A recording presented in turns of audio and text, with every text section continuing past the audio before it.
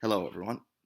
Last time, we defined a frame, at least at first, as a rule that for every point in a set X outputted a completion of some specified global field K.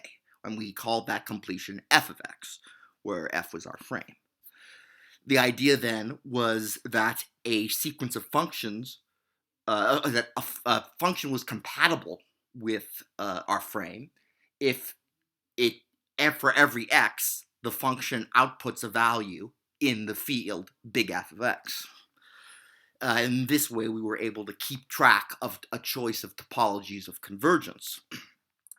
However, the really important thing we saw last time was that this idea of picking a topology to keep track of at a specific point is actually really naturally reframed in the language of seminorms. In particular, the idea of keeping track of a function's value at a point in a certain topology is immediately realized as a choice of a specific seminorm. So now we're going to pursue that idea further to not only give a redefinition of frames, but one that goes significantly beyond what we've seen so far. And what I'm going to explain now, it is completely new. It both surpasses it both surpasses the work in my dissertation and the work in my frames paper. It also greatly simplifies them, in my opinion. So classically, in analysis, the convergence of a sequence or series of functions evaluated at a specific point is determining its convergence is a binary problem. Either the sequence or series will converge or it diverges. And if it diverges, there can potentially multiple ways in which it can diverge. F-series, however, defy this dichotomy.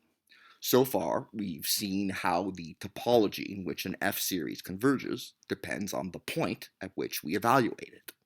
But that's just the tip of the iceberg. We can also have expressions which converge in multiple topologies at a single point. So here we're going to consider the F-series S76. The main observation to make is that if we restrict ourselves mod 2 to the n, the integer mod 2 to the n, which has the largest number of ones digits in its two-adic digit sequence, is 2 to the n minus 1, whose two-adic digit sequence is just a sequence of n ones. Consequently, as z varies over the two-adic integers, this quantity right here is always going to be bounded by n. And in particular, that tells us that we have a real bound, that this is as follows, that the supremum of this over all z in z2 is less than or equal to the geometric series, the sum of 6 sevenths. For the partial sums of S76 are locally constant functions, which makes them continuous. By the Weierstrass M test, this bound here tells us that the F-series converges uniformly in R for z and z2. And since the partial sums are continuous, and since the limit converges uniformly, that then tells us that this function, as a real valued function, is uniformly continuous. Z in Z2 to the real sum of this series is actually, it's continuous, and then because Z2 is compact, it's uniformly continuous. So because of this, note that it's necessarily going to be integrable with respect to the real valued Haar probability measure on Z2. And in fact, and so that makes it an element of L1. In fact, it's an element of LP for any integer p any real number p greater than or equal to 1. Let's denote this particular realization of S76 by X76 infinity. The thing is, that's not the only way we can make sense of this F-series. Since this numerator here it's divisible by the primes 2 and 3, we can also make sense of it using the simple 2-3 adic frame and the simple 2-2 adic frame. In the simple 2-2 adic frame, we give it the topology of the reals if z is a non-negative integer, and we give this the 2 adic topology for all other 2 adic integers z. Likewise, in the with the two three-adic simple frame, we give it the real topology on the non-negative integers and the three-adic topology everywhere else. And this gives us two separate realizations. In this way, the formal F-series S76 simultaneously represents three completely different functions. And the difference is not in the formula, but rather in the choice of topologies and completions which we use to sum it. So despite these differences, x infinity, x2, and x3 nevertheless share some common ground. In particular, if z is a two-adic rational number, if z is a two-adic integer, which is also a rational number, then the x infinity, x2, and x3 all represent the same rational number. On the other hand, if z is an irrational two-adic integer, meaning that its sequence of digits is not eventually periodic, then, in general, these x infinity, x2, and x3 will converge to values that are incomparable to one another. This is, and I'll have much more to say about that in a moment. Though I'm not going to give the proof of this in full, it's not difficult, and it requires two results. The first of these is a technical result that expresses the number of ones in b2 of n mod 2 to the k. And remember that b2 is the function which accepts a non-negative integer and then outputs the two-adic integer whose sequence of two-adic digits is the sequence of n's two-adic digits repeated endlessly. And all you need to notice here is that what this says is that this quantity is going to be proportional to the number of ones in n plus an error term. And using this, we just plug this directly into the F series here. And when you break it up, you'll then be able to rewrite this F series as a sum of finitely many geometric series. And speaking of geometric series, that brings us to the second ingredient, which is geometric series universality. Let R be an algebraic number, and let F and K be any two metric completions of the field Q of R. And then suppose that this geometric series converges to SF in the field F and converges to SK in the field K. Then both SF and SK are algebraic numbers, and in fact are equal as elements of Q bar, and they're both equal to 1 over 1 minus R. And the proof is quite simple. If this converges to SF in F, then by the geometric series formula, this is going to be equal to 1 over 1 minus R. As such, we have that the minimal polynomial of SF over Q of R is Z minus 1 over 1 minus R. That then proves that SF is an element of QR by definition. And likewise, if we repeat the same argument for SK, we have that Z minus 1 over 1 minus R is the minimal polynomial of SK over Q of R. So this proves that SF and SK are both elements of not just Q bar, but of Q of R, and that they're both equal to 1 over 1 minus R.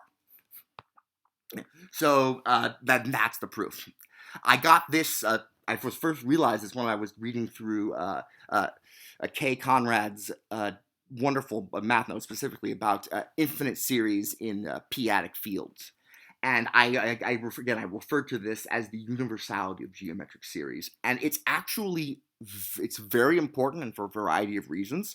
One of which is that the geometric series universality can be thought of as the exemplary exception which proves a fundamental rule in p-adic analysis, one that leads to literally the oldest mistake in the entire subject. So recall that p-adic analysis and p-adic numbers were first created by Kurt Hensel at the end of the 19th century, in 1896, I believe. One of the first things he did with them is that he believed that his p-adic numbers could be used to give a much slicker proof that pi is a transcendental number. And what he did is he argued using the power series for the sine function. And he worked with its convergence properties and the different p-adic fields, and he did some estimates and said that because this series vanishes at pi, and because of all of that stuff, we can then conclude that it has to be transcendental. The problem is this argument doesn't work, and for a very simple reason. Just because a series converges if you have a series of numbers which converges in a p-adic topology for a prime p and in a q-adic topology for a prime q, there's no guarantee that there will be any relationship between the value to which it converges p-adically and the value to which it converges q-adically. Indeed, as Conrad's notes show, it's easy to construct examples of sequences that converge to zero in the sequences whose sums converge to zero in the reals, but converge to 1 p-adically for some primes. Oops, my charger fell. Anyhow, so Kensel's mistake was the idea that when you move from one completion to another, irrational numbers and the like stay the same. In general, they're going to be incompatible. An irrational number if you have an irrational number in one completion of Q or of any other field, that irrational number might have no analog in a different completion of the underlying field. However, geometric series are the one exception. When you have a convergent geometric series universality says that the sum of this series will be the same in any field completion where it happens to converge. We've been using this property all the time because it allows us because when we evaluate an F series at a rational p-adic integer, we end up rewriting it as a sum of finitely many geometric series. And then we use geometric series universality to make sense of things. Indeed, it's because of geometric series universality that the F series for chi q defines a q-adic valued function, because even though we're summing it in the topology of the reals on n equals 0, z equals 0, z equals 1, z equals 2, etc., the fact that because of geometric series universality, the sum is going to end up being a rational number, which happens to be a q-adic integer. So now as our next example, let's consider this following F series. This is of a slightly more generalized shape that we'll talk about later. I call this a polygenic F series. So by our analysis above, so here this is an F series of a 3-adic integer, and it's 3 to the number of 1s in z mod 3 to the n, and 5 to the number of 2s in z mod 3 to the n. So by our digit counting analysis, this is going to converge 3-adically if and only if z has infinitely many 1s digits. It's going to converge 5-adically if and only if z has infinitely many 2s digits. And of course, the convergence is because in a non-Archimedean space, series converge if and only if their terms decay to 0.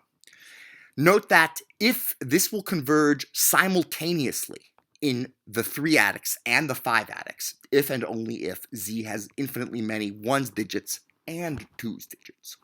However, for a general z satisfying this property, it's not going to be the case that the 3-adic sum of this series is going to be the same thing as the 5-adic sum of this series. And of course, if z is in the reals, it's going to converge. If z is a non-negative integer, this is going to converge in the reals.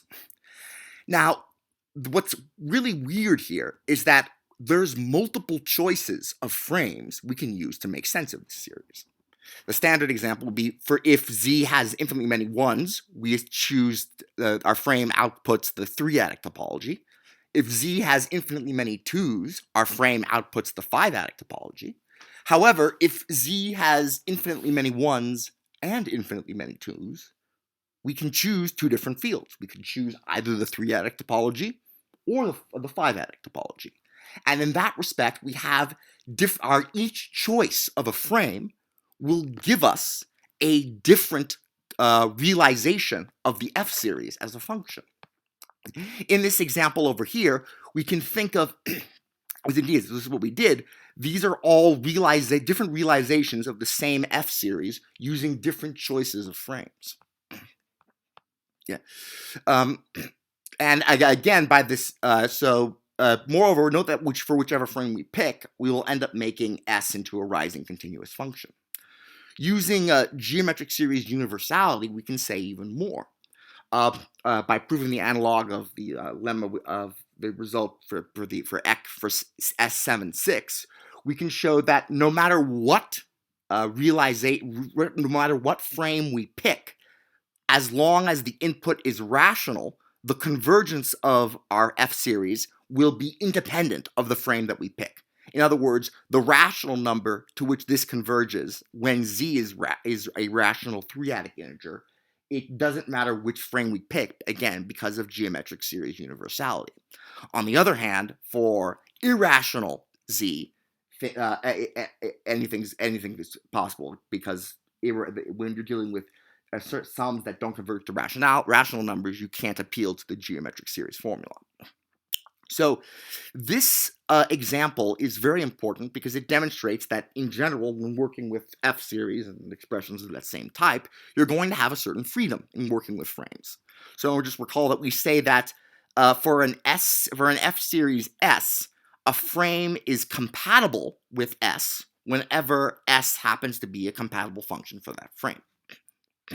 So in fact, in this example, indeed, there are uncountably infinitely many different frames that are compatible with this function, and the uncountableness comes from the fact that there's uncountably many z's with infinitely many 1s and 2s, and so there's uncountably infinitely many ways of assigning choices of the 3-adic topology or 5-adic topology to such z's. Yeah. So one way of dealing with this would be to keep track of which frames we are using at any given time. However, there's another, much more elegant approach. Just as we came up with frames to keep track of series whose topologies of convergence varied from point to point, we can come up with a formalism to keep track of how the frames compatible with a given F-series vary. In essence, what we need is a frame of frames. And so, partly because it's very instructive, and partly because I just enjoy telling stories, it's useful to consider the following attempt at modifying frames to keep track of F-series that can converge with respect to different topologies at an individual point. For simplicity's sake, let's keep working with S235. And also, here I'm following up on some of the ideas that I discussed near the end of my frames paper, and showing that there's actually a much better way to do it than what I proposed there. So as a first attempt to solve our frame of frames problem, why not define a function x from Z3 to the product of R, Q3, and Q5? So this is x outputs a 3-tuple, where the real entry is the sum of the F-series in the reals, the 3-adic entry is the sum of the F-series in the 3-adics, and the 5-adic entry is the sum of the series in the 5-adics. This way, we can keep track of all the possible sums simultaneously. Unfortunately, a problem emerges.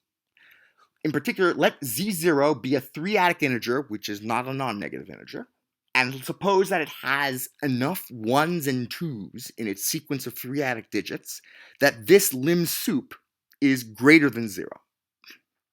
Then, the nth term of this series will not decay to 0 in the reals, which means that this series would diverge in R. So if we use this construction, the first component would be infinity, and as most people know, infinity is not a real number. Okay, so what about, as I proposed in my paper, what about using projective space?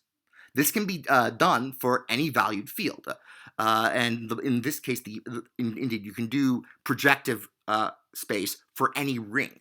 And then the point at infinity, this also gives a nice idea for p-adic infinity. The point at p-adic infinity is a point whose absolute value is greater than that of any other elements of the field.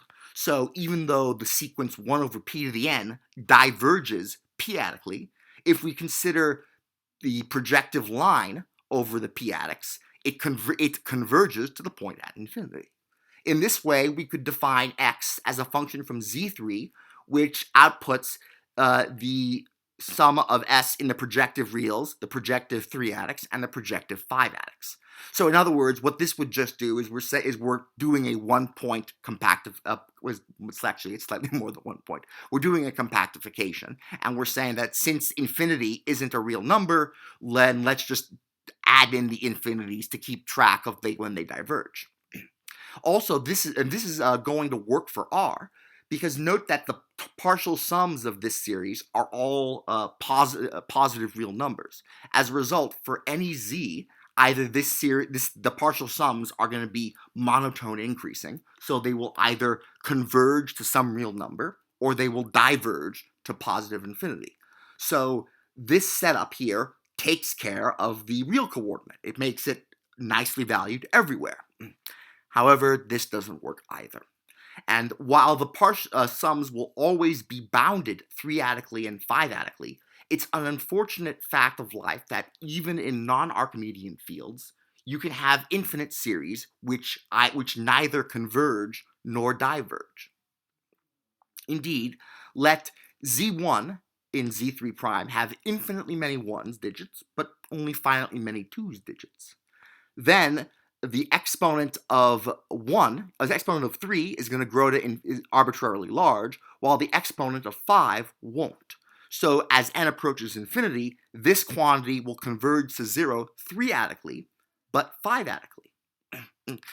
Indeed, we have that as n varies. This quantity's 3-adic this quantity's 5-adic absolute value is going to be 1. So in other words, if we want to consider the value of this sum for this messy Z1 with infinitely many 1's and finitely many 2's, this is going to be a sum of 5-adic numbers that will just keep wandering forever, and it will never converge, although it will have subsequences that converge 5-adically because of compactness. So, but really, what the problem here is that even though our projective construction takes care of when the sums diverge, it doesn't deal with this case when the sums in the non-Archimedean components are neither convergent nor divergent. Yeah. So, not even projective space will fix this. So next, if you were me, you might say, well, since everything we do with frames occurs pointwise, why not have x of z produce a tuple whose number of entries varies with z? That is, we would define x of z to be the sum in R, Q3, and Q5 for all z for which the sum converges in all of those points. And then we define it to be, say, the sum of it in the reals and the 3-adics for all z for which it converges in the reals and the 3-adics, but not in the 5-adics. Unlike our previous two attempts, this one actually holds water. We can then get a space of functions out of this by requiring our functions to output the same kinds of tuples at each point, and we can even get a ring structure using pointwise and entrywise operations. It can even be shown that this ring is metrizable, where we take, this should be a 3, it's the supremum of all z in the 3-adics, and then we take the maximum of the entries based on whether or not they're, based on those primes for which they're convergent. However, a truly nasty problem reveals itself, in particular when we are trying to deal with functions when we consider with rising continuity. So suppose there's a z0 such that our series converges both in R, Q3, and Q5. Then our function at z0 would be a 3-tuple. On the other hand, suppose there's a z1 such that our function is a 2-tuple. But then when we deal with the projections, the x of since this is a 3-tuple, this projection has to converge as a 3-tuple. But since this is a 2-tuple, this has to converge as a 2-tuple. So there's the possible problem that we might have a value of our function on a non-negative integer, which is supposed to be both a 2-tuple and a 3-tuple. Now, it might, even so, I might just be overstating the worries here, and it could be possible to make this plan work.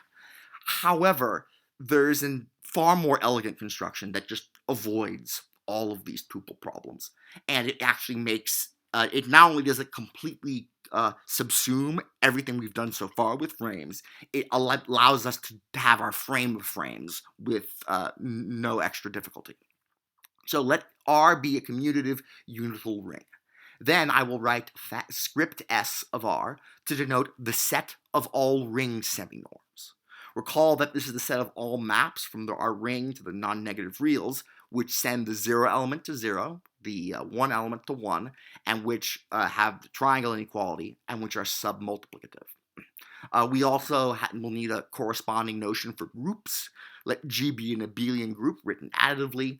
A G seminorm is a map on G to the non-negative reals, which sends 0 to 0, satisfies the triangle inequality, and it has the same value whether or not you consider X or X inverse. And a G norm is a G seminorm, which is positive definite. The 0 is the only element with 0 G norm.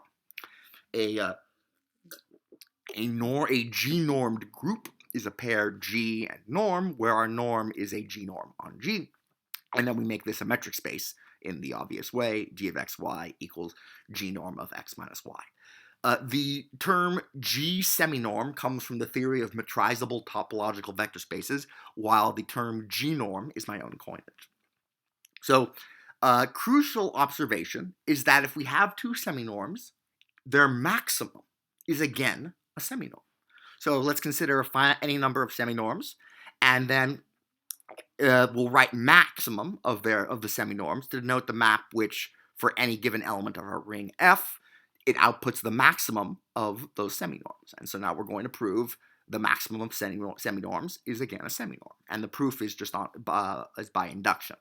If we let rho and rho prime be distinct seminorms, and let mu of f be the maximum of rho and rho prime, note that mu sends the additive identity of the ring to 0, and it sends the multiplicative identity of the ring to 1.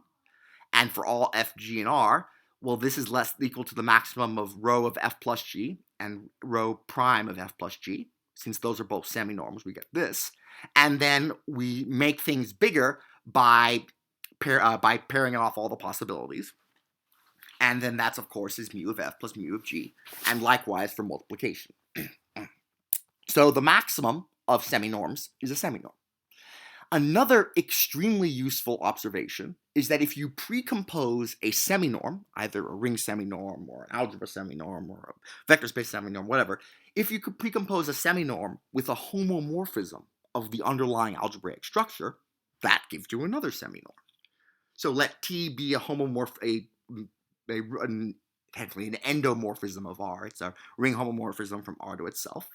Then for any seminorm rho of T is also a seminorm. So let everything be as given. Then rho of T of 0 is rho of 0, which is 0, because ring homomorphisms send 0 to 0. And likewise, because ring homomorphisms send 1 to 1, rho of T of 1 is 1. Likewise, for f and g in our ring, T of f plus g is T of f plus T of g, and since rho is a seminorm, that's that. And T of fg is T of f times T of g, which, since rho is a seminorm, is rho of T of f times rho of T of g. So now, to motivate the definitions I'm about to give you, let's let X be a set and let K be a global field. Pick X0 in a point X0 in our set X, and let V be some place of K with the associated absolute value respective of V. Then let's consider the function the map which accepts a function from X to K and outputs the V adic absolute value of F at X0. This is then going to be a seminorm. If f if f is the 0 function, this is going to be 0. If f is the constant function 1, this is going to be 1, and it's multiplicative and additive, or sorry, submultiplicative and subadditive because everything's happening pointwise. Let's call this seminorm rho 0. Given a sequence fn in xk, note that the convergence of the limit as n approaches infinity, fn of x0 in kv, the completion of k with respect to this absolute value, this occurs if and only if the fn's are Cauchy with respect to our seminorm. This is because of the completeness of kv. In particular, this limit converges in this field if and only if for every epsilon greater than 0, there's a big N epsilon, so that rho 0 of fm minus fn is less than epsilon in value for all m and n bigger than big N epsilon. In other words, as I said at the beginning, the act of specifying that a sequence of functions converges at x0 to a limit in a particular topology is then the same thing as saying that the fn's converge with respect to a certain seminorm. This tactic easily generalizes to when we're doing multiple topologies at a single point. So if k is in Q, consider, say, the seminorm rho of oopsies, I spilled my water. The seminorm rho of f is the maximum of the real absolute value of f at x0 and the three-adic absolute value of f at x0. Then this is rho is a seminorm which will keep track of convergence of x0 of f at x0 in both the real and three-adic topologies. And so, but before we continue, we will need the following technical definition from functional analysis. Our technical definition is as follows. Let S be a set of seminorms on a locally convex space X. Remember, X is a locally convex space, is in this case is an algebraic structure, either a ring or an algebra or a vector space, which is given a topology by our set of seminorms. Then we say that S is separated or total if the only element which has 0 seminorm for all the seminorms in S is the additive identity element of X. So this is important because you need the topologies that you get on a locally convex space. You need for the them to be the seminorms to be separated in order to get a Hausdorff topology, because otherwise you might have a point which is which you can have 2 points be the same distance, be 0 distance from one another, yet they themselves are not the same point. So this then gives us to our second definition of a frame, and this is going to be much more general. So let X be a set and let K be a global field. Then a K frame on X is a map F from X to the set of seminorms of the ring of functions from X to K, and it's defined by, for each F we get a seminorm F of X, and then these aren't just any seminorms. We have to require certain things. For every X we have a set Vx of F consisting of finitely many places of K, possibly including the trivial place. And then with that, the seminorm Fx is the one given by the maximum of the V-adic absolute value of f of x, of f at x for all v in the set of places. So in other words, what we're saying here is for each point x, Vx of f is the set of topologies we're keeping track of, and then fx takes a function, evaluates it at x, and then gives us the maximum of all of the different absolute values that come from our chosen topologies.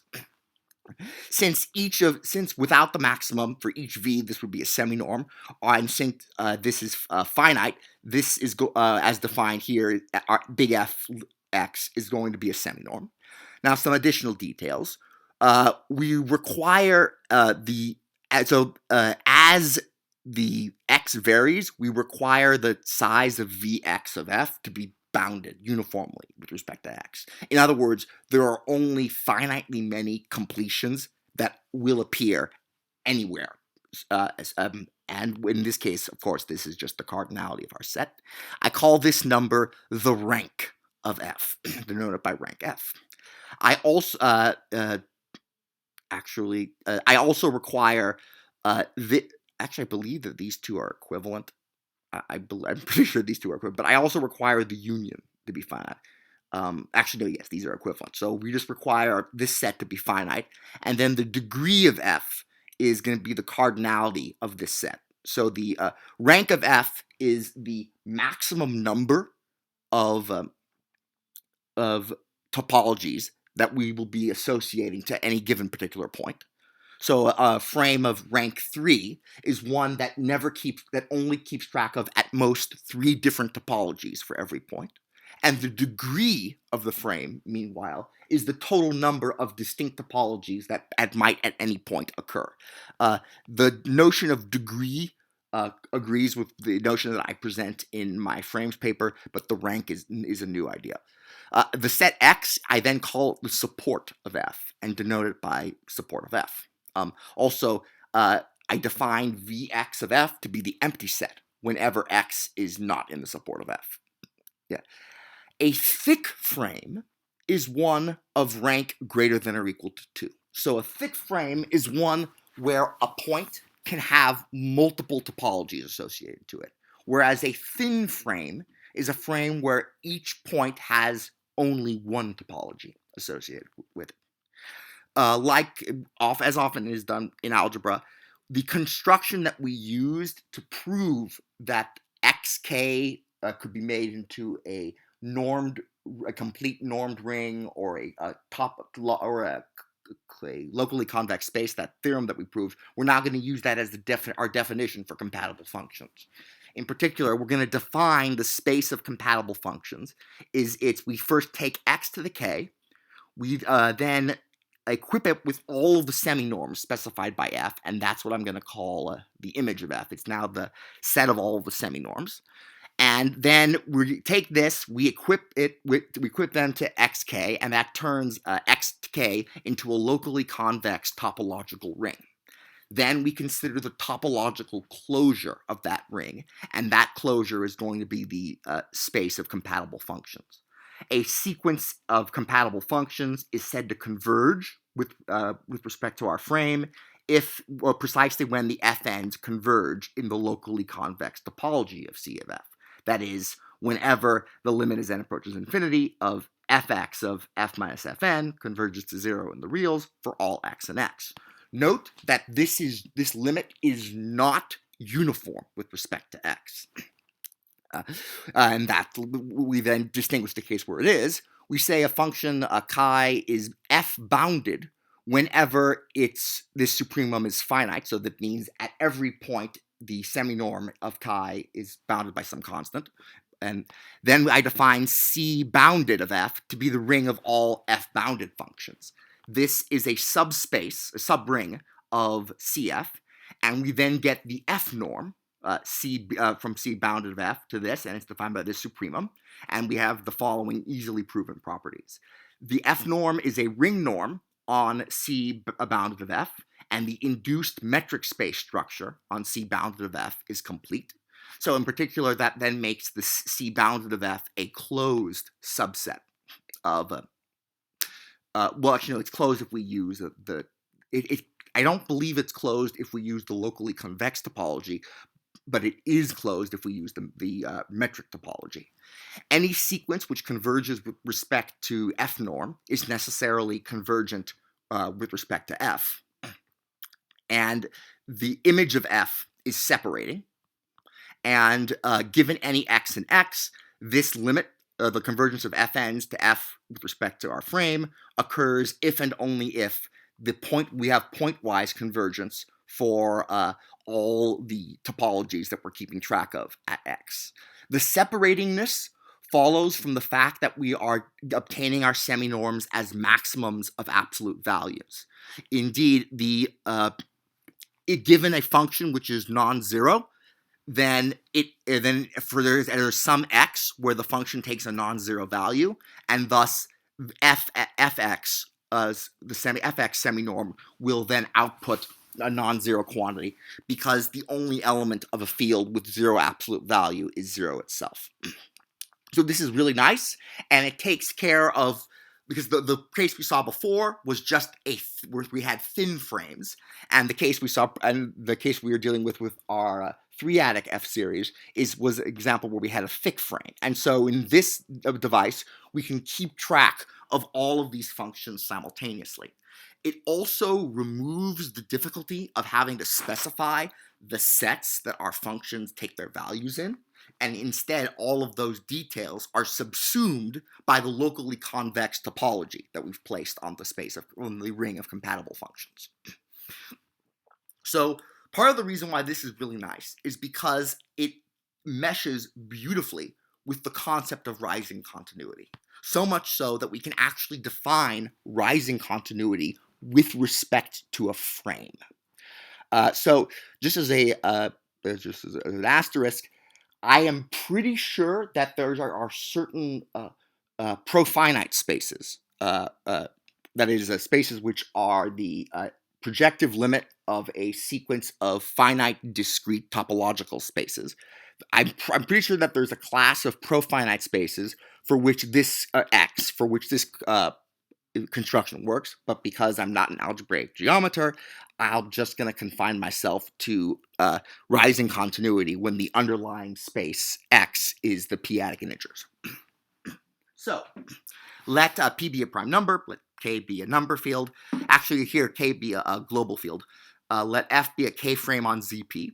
And for every compatible function chi and every non-negative integer n, we're going to let Tn denote the nth truncation. This is where we precompose chi with the projection mod p to the n.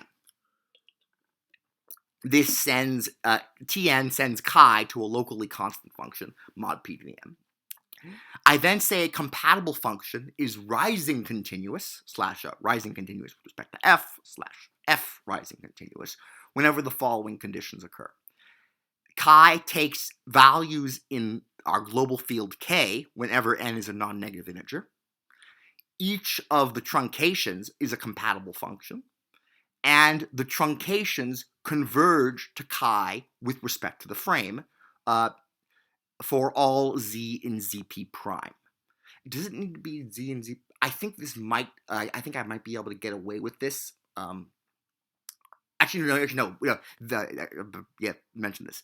We could make this z in zp, but that's actually unnecessary. And this is because if z is in n0, if it's a non-negative integer, the truncation will converge in the discrete topology, because all you need is for n to be bigger than or equal to the number of p-adic digits of z, and then this becomes a constant with respect to n.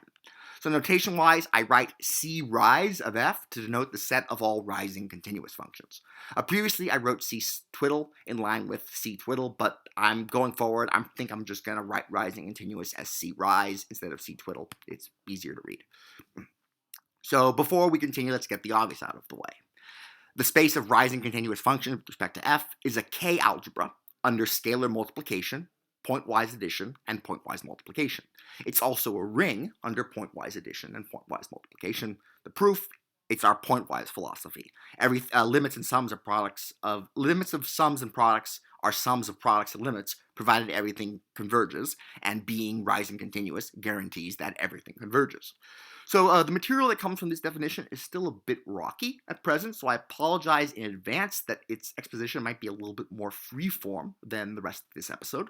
The fundamental ideas, anyhow, all revolve around the following family of linear operators, and this I'm getting from my dissertation.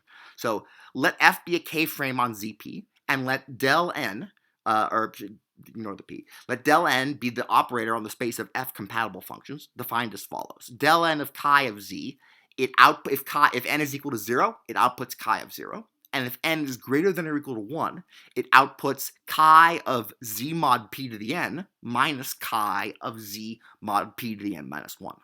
I called these del p to the n in my dissertation, but have chosen to drop the p for aesthetic reasons. Note that del n is simply the backward difference of Tn, with del n equals Tn minus 1, where we define T negative 1 as the 0 operator. With this, we can easily prove the following. So recall that Spn is the operator which takes a function and outputs the sum of the nth partial sum of the Vanderput series of chi. We talked about this in episode 4. Moreover, we have the following formal identity, that the Vanderput series of chi will be equal to the sum of del n of chi of z, and in particular, this will hold rigorously for all z and zp for which either the left and right hand side converge, and it will converge in f of z. And technically, what I should say is that this convergence happens with respect to f. Whenever chi is in rising continuous. And this just comes from the fact that this will be a telescoping series. The sum of these guys is just going to be chi of z of that. And so the following theorem then shows that the rising continuous functions are precisely those functions chi whose Vanderput series converge with respect to f. Let chi be compatible, and suppose that chi of n is in k, and for all n, then compatible. Then chi of c rise of f, chi is in c rise of f, if and only if this sum converges with respect to f to chi of z. In particular, this map SP, which sends chi to its Vanderput series, is then going to be the identity map on c rise of f. And this is just from the definitions plus the proposition up here. So now the main reason for the rockiness I mentioned before comes with the fact that in the context in which I originally introduced del n, I was not thinking of frames, and indeed I was using this before I'd even come up with the idea of frames. What I did in my dissertation was I considered PQ-adic functions, and then I defined the following norm. I called this the del norm. And then I wanted this the supremum with respect to z and n of del n of chi evaluated at z. With this setup, I proved that the intersection of the space of PQ-adic rising continuous functions with the space of PQ-adically bounded functions, I proved that this is a Banach algebra over CQ with pointwise operations. That this could be done as a result of two key observations. First, that this is a non-Archimedean norm on this vector space. And importantly, that this norm is equivalent to the supremum norm on this. That is to say, the del norm of chi is equal to the supremum of the q-adic absolute value of chi of z for all p-adic integers z. Both of these properties have subtleties behind them. The proof of the first is an immediate from the construction of del in this case, and the proof of the second is nearly as simple.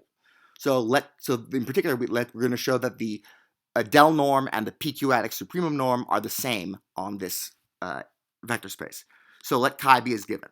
Since chi is rising continuous q-adically, it's equal to its Vanderput series, and the convergence is pointwise.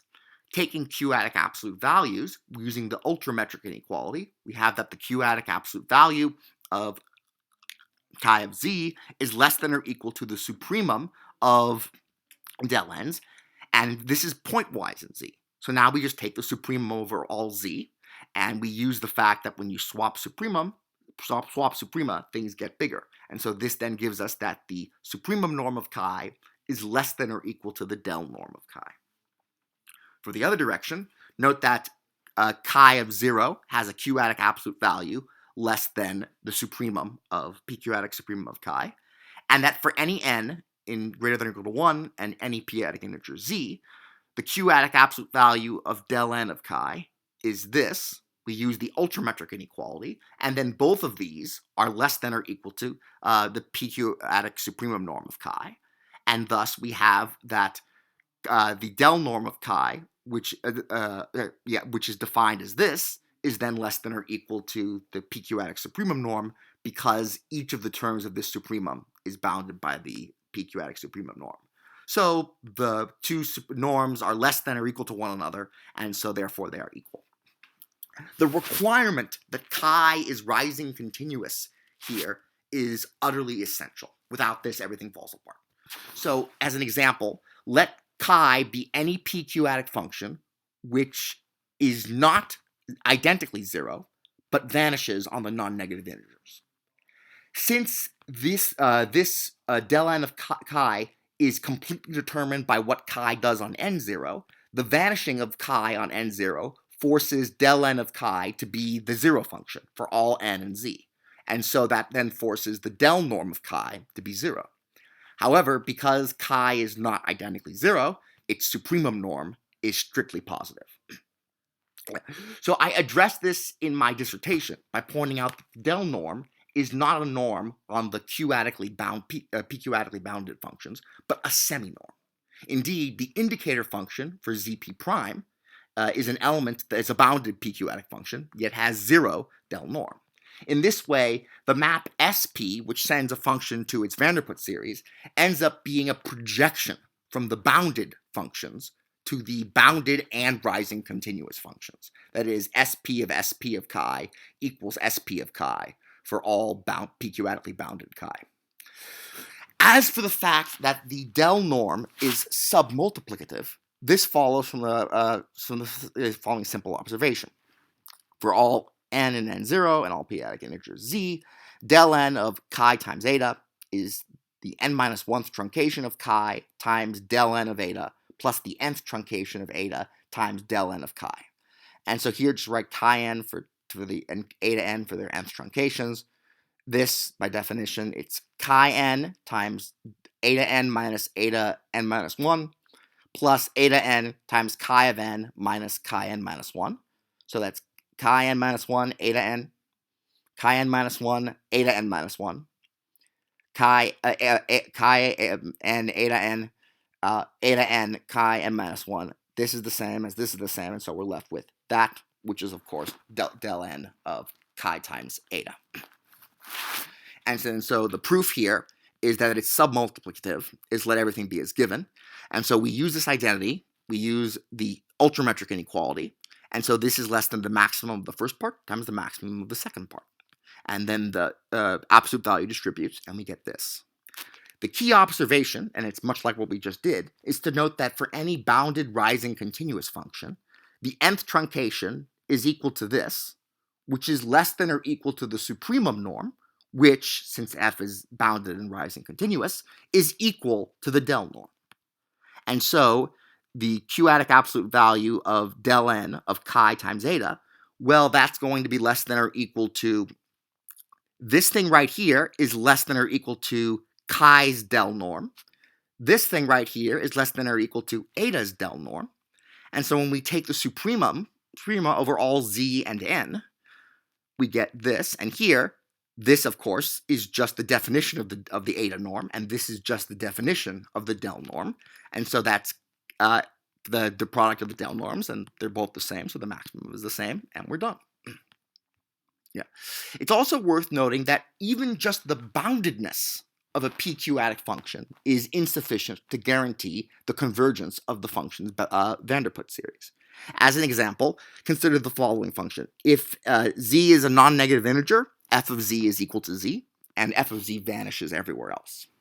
Then we, just using the Vanderput series, this is the formal identity, we then have that this is going to be equal to this, and if we take the sum and break things up here, we're summing over all m's with exactly n. Actually, we're summing over all n's with exactly m digits, blah, blah, blah. We end up using this here. We can just note the observation that m equals the projection of z mod p to the n is the unique integer in this set, which is congruent to z mod p to the n. So this becomes p to the n. On the other hand, for this thing, there are two possibilities. Either z's value mod p to the n is between 0 and p to the n minus 1, in which case this will be equal to z mod p to the n, or the value of z mod p to the n is going to be greater than p to the n minus 1, in which case this vanishes. So we have this Iverson bracket to take care of that. Thus, simplifying things, we end up getting this, and so this is 1 minus an Iverson bracket, means that we just change the truth of the inner statement, and so it's as follows. So as an example, when z equals -1, the projection of -1 mod p to the n is p to the n minus 1, and then we get p to the n minus 1. Well, this is always true, so this is always 1, and so this sum is equal to this. And this does not converge q-adically because this sum does not tend to 0 in R as n approaches infinity. So this is an example of a bounded function which does not have a Vanderput series representation. So what this tells us is that functions with convergent Vanderput series are going to be a proper subset of functions which are bounded. And then of the functions which have convergent Vanderput series expressions, we have the even smaller set of functions which are equal to their Vanderput series expressions. Because remember, a function that vanishes on the non-negative integers will always have a convergent Vanderput series expression of 0, but that will never converge to the function being represented unless the function itself is identically 0. So, as I did in my dissertation, instead of considering our Vanderput series operator on the bounded functions, I considered it on the subspace of this where SP is defined. Now, while all of the above is straightforward in the plain PQ-adic context, things become more subtle when we move to rising continuity with respect to a given frame.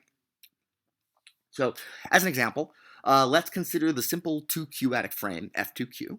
Then chi-Q is rising continuous with respect to this frame because its nth truncation converges to chi-Q in the Q-adic topology, respectively discrete topology, if Z is in Z2 prime, respectively Z is in N0.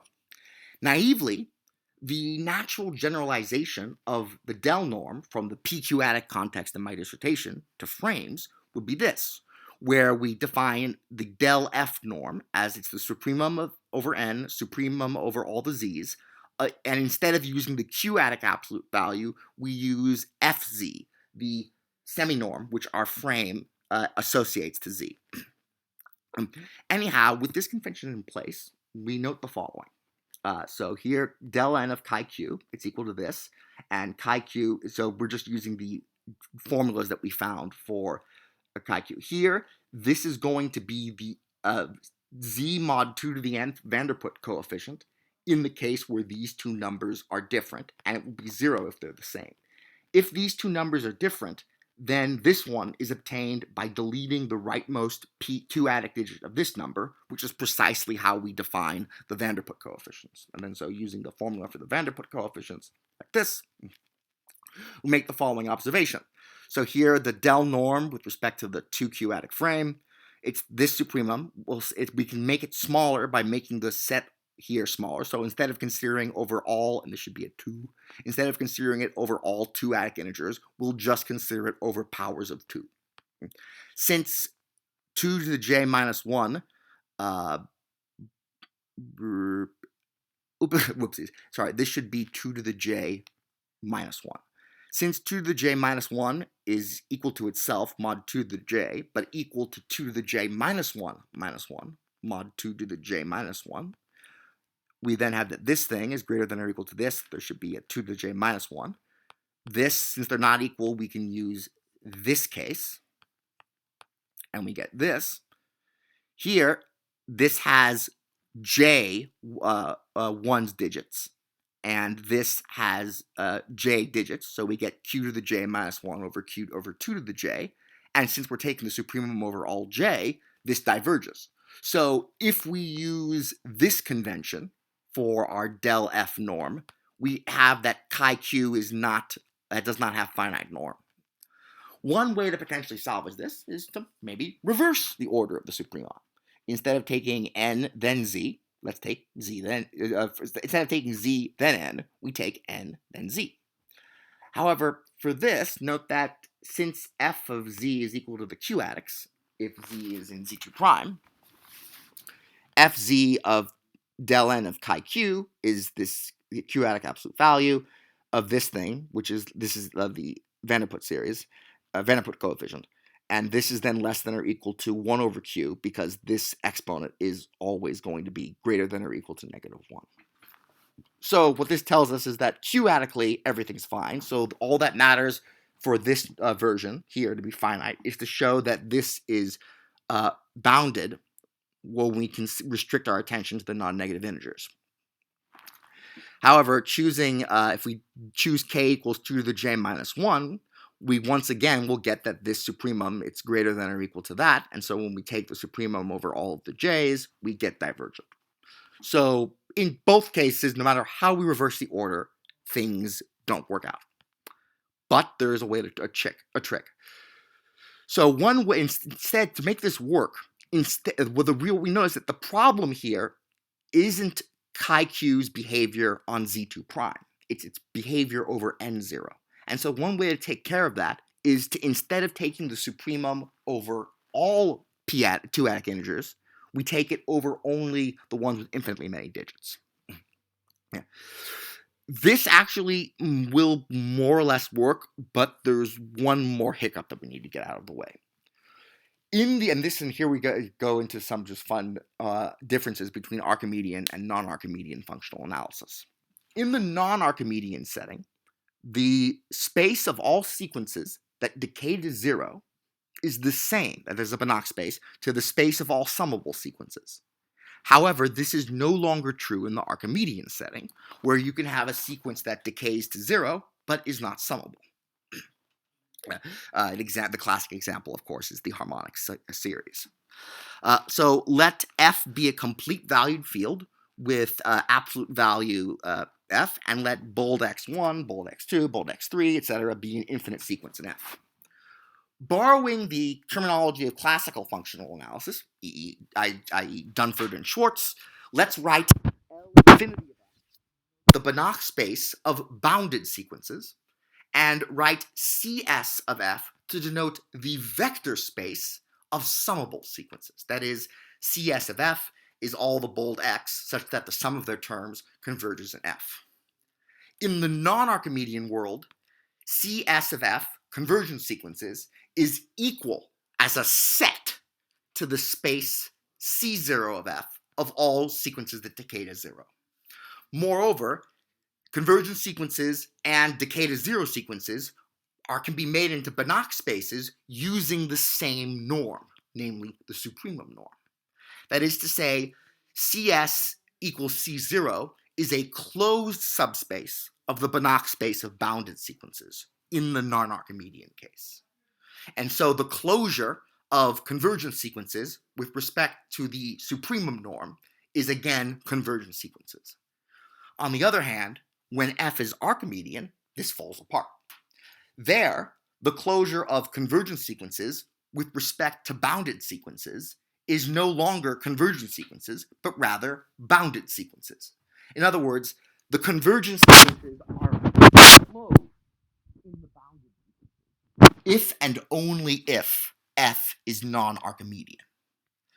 So the problem here, and this is apparent if we go back to our argument where we prove that these two norms are equal, the problem here is that my definition of the del norm was inherently was built around the fact that we can take this estimate in non-Archimedean land. To make this work for Archimedean fields, we need to adjust things accordingly.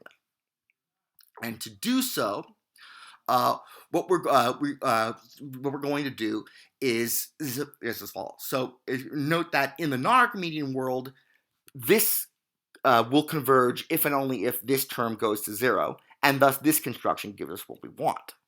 So, however, if this converges Archimedeanly, then this won't work because the convergence sequences are no longer closed in the bounded sequences.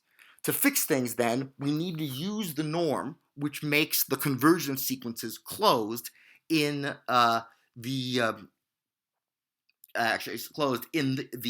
Archimedean case.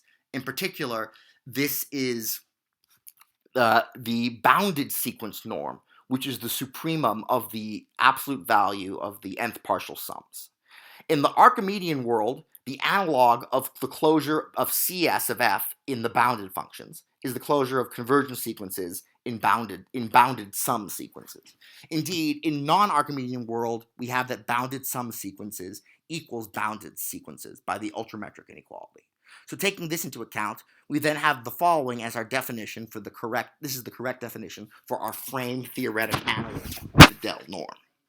For each z and z prime and each compatible function chi that sends the non-negative integers into the field K, we define the del f seminorm of chi at z as the supremum of the fz seminorm of the nth truncation of chi, and where we're just using the fact that this partial sum is exactly the nth truncation of chi. We then define the del f norm of chi by the supremum of the del f seminorm over all z. So first note that if V is a non-Archimedean place, then this formula is less than or equal to this, which is by the ultrametric inequality, which is the construction that I used in my dissertation. So in essence, what we're doing here is we're exploiting the fact that convergent sequences equals bounded sequences in the non-Archimedean case, and that convergent sequences is closed in bounded sum sequences, regardless of whether F is Archimedean or non-Archimedean. And so now we have the nice theorem for any z and z prime. This is a ring seminorm on the ring of rising continuous functions. This is, did I introduce C bounded? Whoops. Oh yes, so I don't know where it disappeared to, but I just mentioned this. So here, I'm going to write C is rise bounded if it happens that C is an element of both. Actually, C is rise bounded precisely when this quantity is finite. So the rise bounded functions are the ones for which this occurs, and unfortunately it's not quite equivalent to the intersection of C rise and C bounded, or maybe it is. I'm just being cautious. So that would be a fun thing to show. Is the set of all rising continuous functions with finite del f norm, is that equal to the intersection of the rising continuous functions with the bounded functions? Anyhow, we have that. This parallels our distinction between compatible functions and bounded compatible functions. The C rise is then a locally convex topological ring with respect to the del f seminorms, and the bounded rising continuous functions is a metrizable topological ring with respect to this. And in fact, it's complete. Actually, I'm not sure if it's complete. But I'm pretty sure I believe it's complete, but I don't recall if I have a proof of it. So anyhow, we'll do the seminorm case. So and then the norm applies after taking all the suprema over all z and zp prime. So just again, the rise bounded, it's all rising continuous functions that such that this quantity here is finite. So here, since each of the del f seminorms is a seminorm, here this is 0. All of those are seminorms. That's 0, 0. Likewise with 1. Everything goes pointwise. Let chi, and here we're going to use the fact that the map Tn, our nth truncation, is actually an endomorphism of our ring of compatible functions. So chi plus eta, their seminorm, it's equal to the supremum of fz of the truncation. Tn is linear. Then since fz is a ring seminorm, we get addition, and then like that. And then since Tn is since it's a homomorphism, a Tn of eta of chi eta is equal to Tn of chi times Tn of eta, we then have the same argument. And lastly, to see that it's a norm, we have to show, and when we take the supremum, we have to show positive definiteness. So suppose chi has 0 del f norm, and chi is rising bounded. Then fixing z and z prime, it must be that the v adic absolute value of chi of z mod p to the n is 0 for all n greater than or equal to 0 and for all valuations v. So this means that chi of z mod p to the n has to be 0 for all non-negative integers n, and since chi is rising continuous, this then forces chi of z to be equal to 0. And since z was arbitrary, we conclude that chi of z is equal to 0 everywhere. Finally, to note that chi, not everywhere, but on zp prime. Finally, to show that chi has to vanish on the non-negative integers, note that for any given non-negative integer k, we can pick a p-adic integer with infinitely many digits whose projection mod p to the n is equal to k. And thus, because we know that this chi vanishes for those projections, we then have that chi of k is equal to 0 for all non-negative integers. So this proves that the del f norm is indeed a ring norm, because the only function that has 0 del f norm is the constant function, which is 0. Oh, actually, I did prove completeness. So the locally convex topological ring of rising continuous functions is topologically closed, and the metrizable topological ring of rising bounded functions is metrically complete. So a proof, just to go through a little bit quickly, a sequence of rising functions converges if and only if it converges with respect to each seminorm, since the individual seminorms are maximums of families of seminorms associated to the places Vz of f, and since the number of places is bounded and everything, the completeness and the closure of the valued fields associated to those places then guarantees that the rising continuous functions contains all of its limit points as a topological space and is therefore closed. And then for the proof of the completeness of the ring, the seminorm inherits the completeness of the absolute values used in constructing it. So when we take the del norm, we get completeness there too. And so before we move on to applications, at the risk of turning myself into an algebraic geometer, it seems worth exploring whether or not we can study elements of compatible functions, bounding compatible, rising continuous, etc., or their subspaces, using the notion of seminorms that we developed here. The essential idea is one of duality. Though we think of elements of the compatible function space as functions on ZP, we can also think of them as functions on the space of seminorms of our compatible functions. And the idea is this: for every compatible function, its image on a given seminorm is what the seminorm does to our particular function. So that, and this is of interest because given any ring R, there's a commutative and unital, not any commutative and unital. There is a standard construction for turning the space of seminorms into a Hausdorff topological space. And this is the Berkovich topology. So let R be a commutative unital ring, then the Berkovich topology on its space of seminorms is the weakest topology on the seminorms, such that for every R in our ring, the map which accepts a seminorm and produces the image of the seminorm at R is continuous. Equivalently, this is the topology on the space of seminorms generated by sets of the form seminorms whose value at a specific R is between A and B, where R is some element of our ring, and A and B are any real numbers, including possibly negative ones, with A less than B. All of these sets are defined to be open in this topology.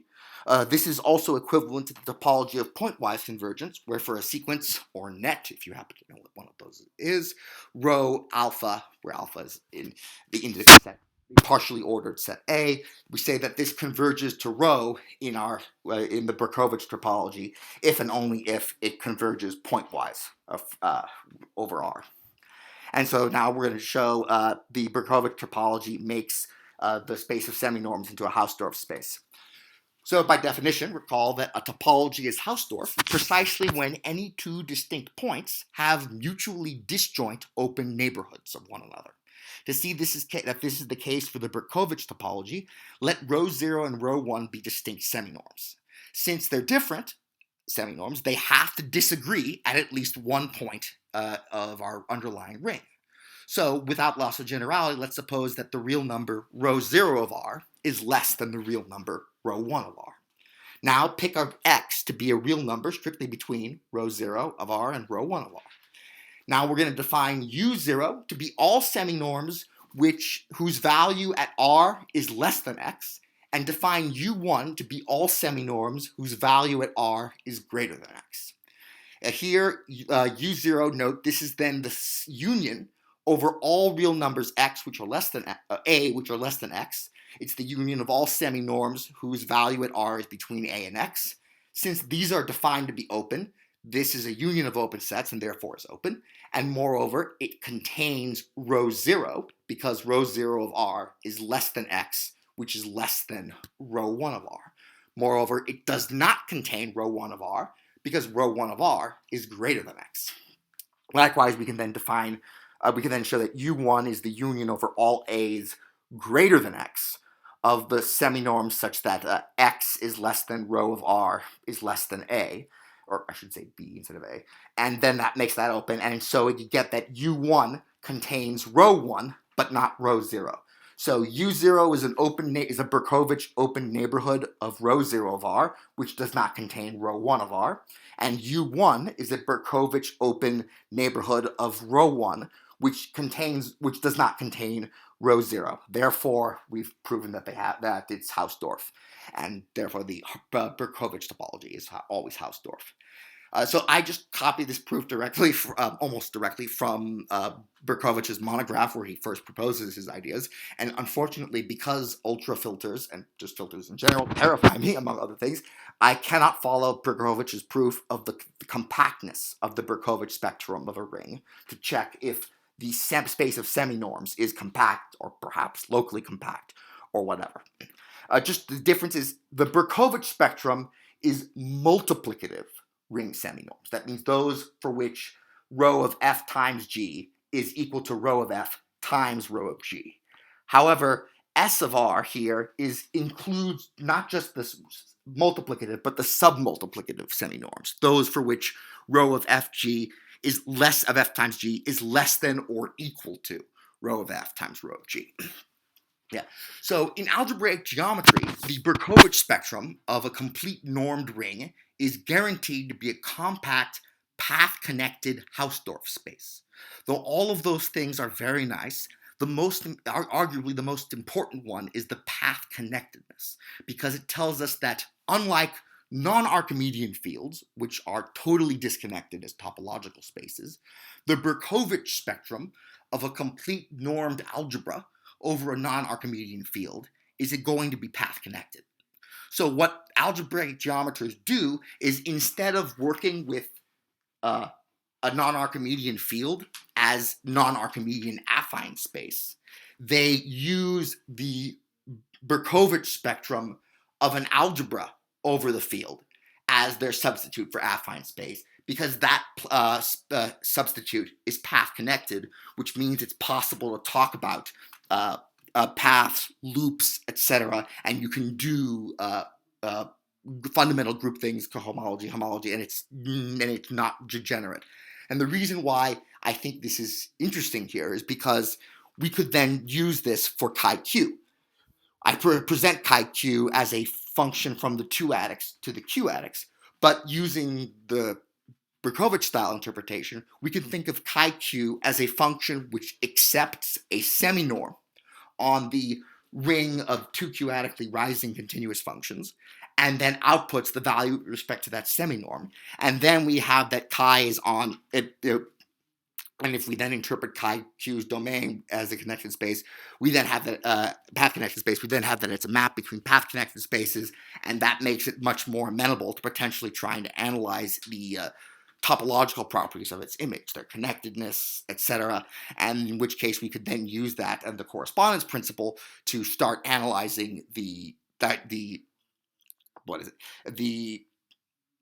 dynamics in the periodic points and divergence points of the shortened qx plus 1 map by studying the self-intersections and integer points of this curve. Mm-hmm. And we're still not done yet. We have even more interesting things to do, but we'll do that in the next part of this episode.